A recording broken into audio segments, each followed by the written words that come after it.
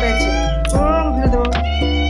ওর মেয়ে মেয়ে মেয়ে করেই যাচ্ছে, মেয়ে করেই যাচ্ছে। খাওয়া দাওয়া সব কমপ্লিট, তবুও মাছ খাবে এখন। কি দিল বাবা, এবার ধরে দেবো রে বাবা। নখের মধ্যে আঁচড়টা দিল, হেবি বদমাইশ তুই। আর নখে আঁচড় দিলি কেন তুই? আমি কি করেছি? মাছ তো ওখানে। আবার আবার আবার আবার হাত তুলেছে, আবার হাত তুলছে। ওই দেখো ওখানে মাছ আছে, এই দেখো কুমড়ো ভাজা আর বেগুন, বেগুন আর কি সিম হবে রান্না। ওদিকে আমার লাইট চলছে, সব নিয়ে মানে গন্ডগোল হয়ে যাচ্ছে। দিল তো আমার আঙ্গুলের মধ্যে, হয়নি অবশ্য। চলো ওদের আমি রান্না করি তারপর।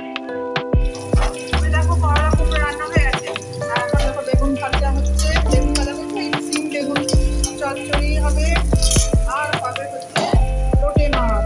বাবা কিভাবে আটকেছে।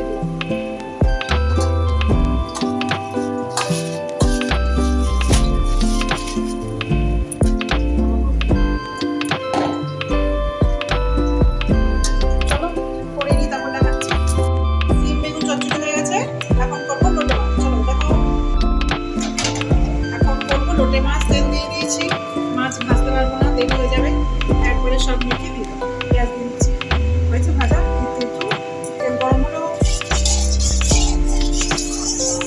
লোটে মাছে একটু তেল আর একটু পেঁয়াজ রসুন বেশি করে দিতে হবে, নাহলে ভালো লাগে।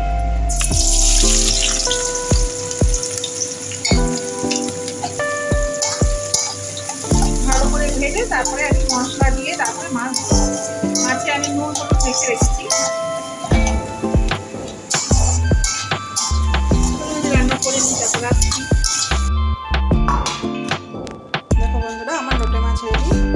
এটা কিন্তু ঝোল না, তেল তেল ভাজছে, তেল রেডি হয়ে গেছে। এদিকে থালি রেডি করেছি, দেখো শুধু মাছ দিয়ে, শুধু মাছ দিয়ে রেডি করেছি।